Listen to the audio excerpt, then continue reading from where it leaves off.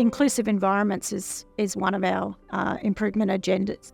Items there on our priorities. Initial focus came from feedback from our teachers. So our teachers and teacher aides in the Prep to 2 area were talking to us about acoustic challenges in their classrooms. They were finding that they were having to project more, that the rooms were very noisy. Kids weren't able to hear at the back of the room. They were having to pull the kids to the front of the room. It was somewhat chaotic in some respects. So one of the things that we pushed along the way was that hearing is everyone's business in this school. So we did that by creating a team of people that were coming together, our hearing-friendly team. So in that scan and assess, we looked at what was happening in the classrooms. Could our kids actually hear what was being taught? Were the spaces fit for purpose?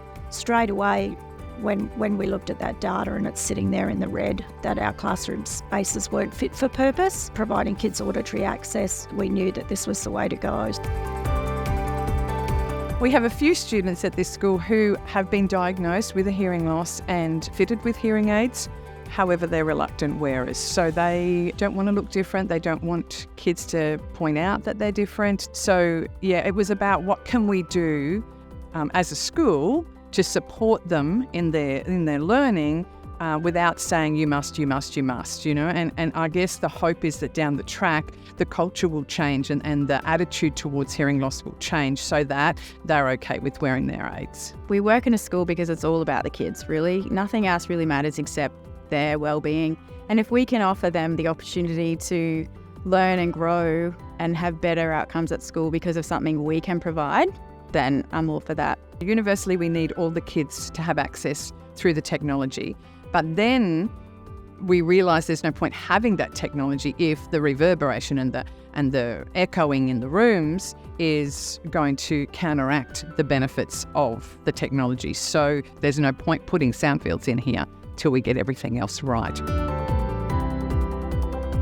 So my classroom has had a solid wall put through it and carpet. Both have made such an incredible difference to the sound in my room. The noise that was coming through when we had the concertina wall was constant, and it was even a class next door. Any noise can distract a child, especially if we're all working silently. So having that solid wall there now has made a huge difference to the sound, and the carpets in particular, and it's just really created a calm environment. A few years ago I had an operation on my throat, one of those few unfortunate teachers, strained voice, years and years of overuse, I suppose. Redlynch has been wonderful in that aspect, being able to supply the sound amplification systems to start with. This is Roger. Roger is a Bluetooth system. There's a speaker in my classroom that sits to the front left hand, and that makes my voice clearer for the students to be able to hear. It also means I don't have to speak any louder than I'm speaking right now. I can take it off and pass it around the classroom as well, which I have done. And that means the students can use it to make their voice clearer when they're reading their work and showing their work to the class. I've had students also, when they're presenting in front of the class, when they're standing, use it as well. I would say it benefits me greatly in the fact that if I'm not wearing it, I can tell. My voice strains very quickly. When I'm wearing it, it's way better.